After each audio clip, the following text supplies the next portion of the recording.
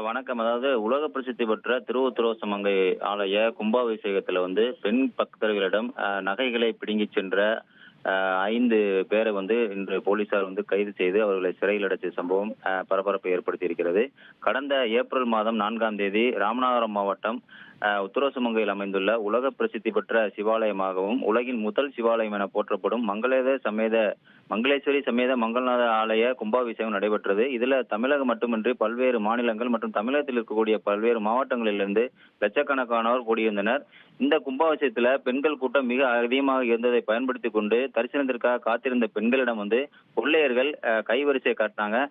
குறிப்பாக தங்கச்சங்கிலி, தங்கத்தோடு போன்றவற்றை பறித்து சென்றனர். இது தொடர்பாக 5 வழக்குகள் உத்தரசுமங்கை காவல் நிலையத்தில் பதிவு செய்யப்பட்டு குற்றவாளிகளை தேடி வந்தனர். மாவட்ட காவல் கண்காணிப்பாளர் சந்தீஷ் உத்தரவின் பேரில் சிறப்பு தனிப்படை அமைக்கப்பட்டு பல்வேறு மாவட்டங்களுக்கும் சென்று பெண்களிடம் கைவரிசை காட்டிய நபர்களை தேடி வந்தனர். 50க்கும் மேற்பட்ட சிசிடிவி காட்சிகளின் உதவியோடு கொள்ளையர்களை இன்று கைது செஞ்சிருக்காங்க. இந்த கைது செய்யப்பட்ட நபர்கள் தூத்துக்குடி மாவட்டம் கோவில்பட்டியை அடுத்த கிராமத்தைச் சேர்ந்த சரண்யா, ரஜினி, ராஜகிரி, சந்தனமாரி, விஜயா ஆகிய 5 பேரை கைது செய்து அவர்களிடமிருந்து 25 பவன் தங்க நகைகளை மீட்டுள்ளனர்.